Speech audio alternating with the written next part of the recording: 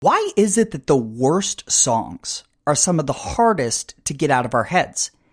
Is it because they're uniquely catchy? That might be part of it, but there's actually a scientific answer to this question. Dr. Roy Baumeister explains that, quote, if you listen to a randomly chosen song and shut it off halfway through, the song is likely to run through your mind at odd intervals. If you get to the end of the song, the mind checks it off, so to speak. If you stop in the middle, however, the mind treats the song as unfinished business.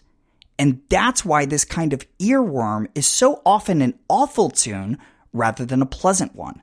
We're more likely to turn off the bad one in mid-song, so it's the one that returns to haunt us, end quote.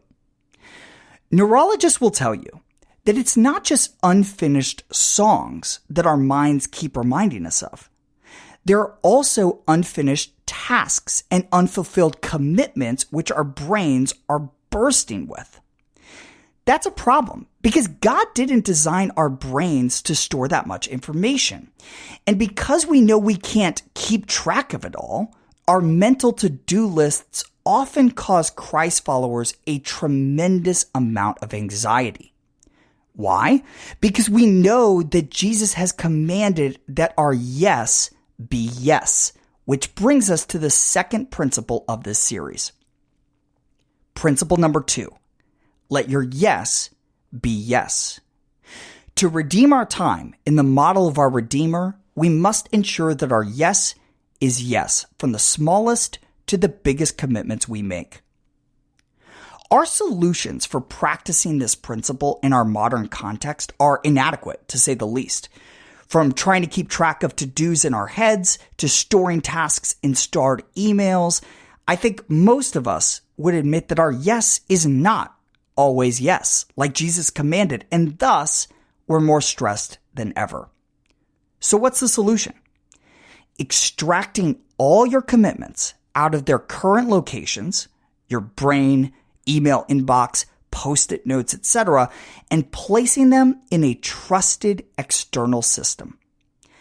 I recorded a short video to show you exactly how to do this. You could find a link to that video in the text version of today's devotional right here in the YouVersion Bible app. Just say a simple, yes, I will, or no, I won't. Anything beyond this is from the evil one. Don't worry about anything. Instead, pray about everything. Tell God what you need and thank Him for all He has done. Then you will experience God's peace, which exceeds anything we can understand. His peace will guard your hearts and minds as you live in Christ Jesus. Now you should finish what you started.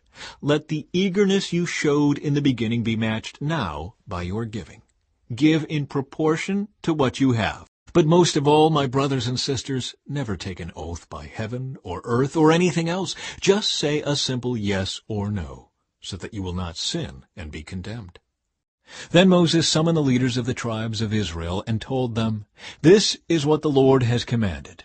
A man who makes a vow to the Lord or makes a pledge under oath must never break it. He must do exactly what he said he would do.